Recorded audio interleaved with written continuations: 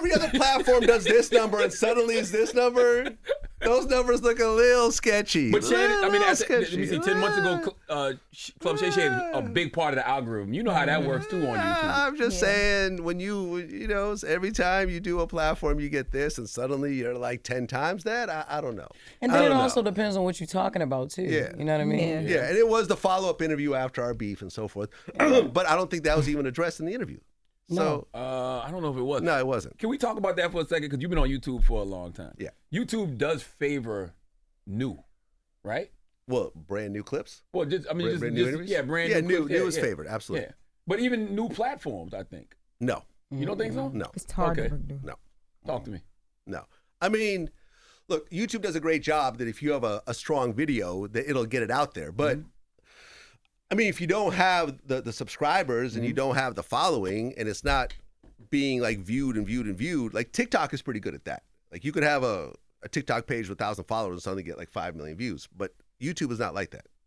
YouTube is shadow banned us, blacklisted us. Really? What? All They've the sent time. us emails that says like, this content doesn't necessarily violate our terms and agreement. We just deem it inappropriate. Like, what? Yeah.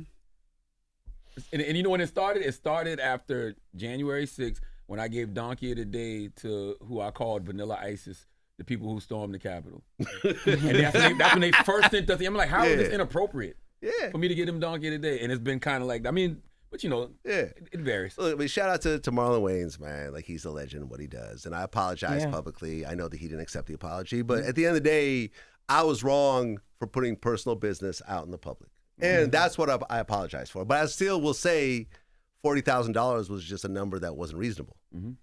So was it? I would think it would be the 30% of revenue that comes from the content. You tripped over the 40,000. Well, the 30% wasn't reasonable either. You know, now if it was nothing and 30%, then that would have been an interesting conversation. But 40,000 plus 30%, I mean, we would have to get like 30 million views to like break even. Like it's really like a huge amount that didn't really make sense based on his overall numbers. Now, if it was Cat Williams, it'd be a different conversation.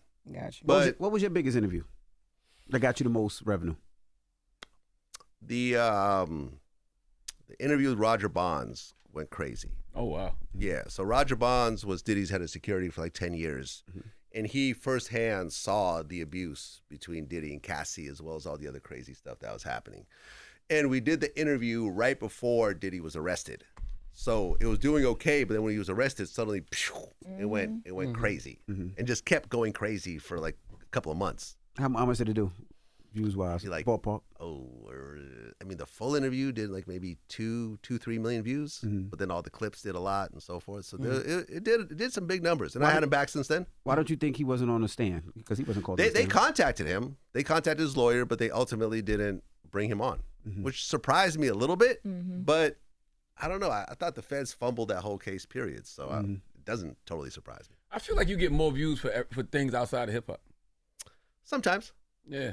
Sometimes. But, you know, Vlad TV has never been the darling of the music industry, if you think about it. Like, we don't really work with any of the labels anymore. If we work with artists, it's usually directly from the artist. Like, all the PR, you know, sections of the labels, like, don't rock with me. So we had to figure out how to do it. We had to go outside, you know, outside the box. We had to start bringing in people that other people really weren't, you know, rocking with, and they're ignoring. So this is where some of the guests that became regular guests, like Lord Jamar was not like a hot hip hop artist at the time that I brought him on, and he became a big personality because we kept putting him on. I mean, Brand Nubian hadn't put out, you know, music in quite a while, but, you know, I always try to just sit there and kind of think outside the box. Like, I'll be watching Netflix